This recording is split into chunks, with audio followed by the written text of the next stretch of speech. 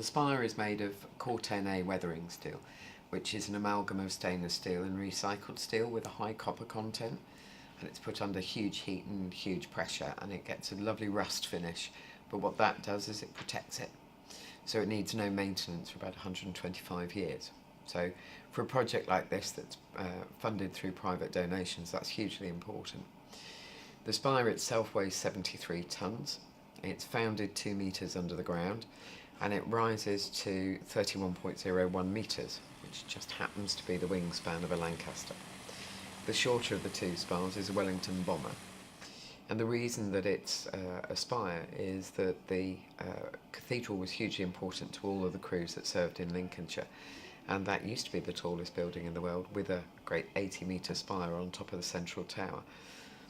The side panels have been created with circular holes, A for wind protection, gets quite windy up here, but the reason that we've gone for that shape is that all the spars in all of the bomber planes would have been used, had circles used to give them strength but lightness, and so that echoes that. It's surrounded by 120 panels carrying the names of 58,000 men and women who lost their lives serving during World War II.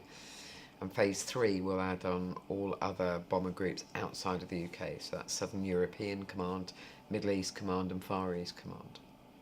The centre's been set up because there's been very little information about Bomber Command and the losses that they suffered, but also their coverage in the media after the war was quite negative.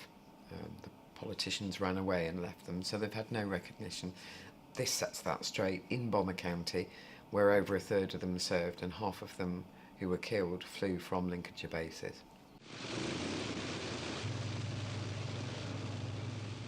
This is the majority of where Bomber Command operated from the Second World War.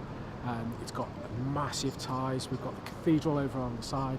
It's all, the real point is it's here because of where the cathedral is, and also it's on a spire, it's on a hill.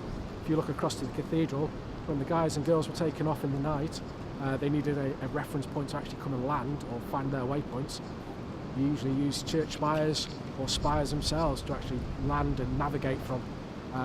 Back in World War II and before, the highest places on Earth were churches, mountains.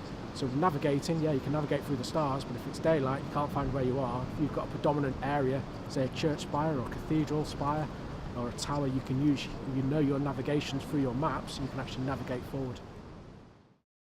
We used an architect called Place Architecture, who are Lincolnshire based, and we've backed that up with, where possible, we've used Lincolnshire contractors, so everything from our QS through to our build team, who of course are Lincolnshire based. So the memorial was done by a company based in Lincoln, Lyndon, and the second stage is being done by RG Carter, who are have a big centre here. And all of our main contractors, so our M&E engineers, our landscape architects, have all come from within a 40-mile radius of the building. We've had several break-ins. It's not the money, in as much as, certainly in the first case where they stole quite a lot of our stock, the community rallied round, and actually what was wonderful was just how strong the feeling is for this centre of the community already. Everything was replaced. It's more a case of, actually the disappointment comes in, this is a memorial site, and actually a lot of the people that we believe to be involved in this are a similar age to the boys that marked on those walls. I was asked to do it by the gentleman who came up with the idea, Tony Worth, and I've worked with Tony for 20 years, so it sounded fascinating. I have no background connection to the RAF, but I am a project manager by trade.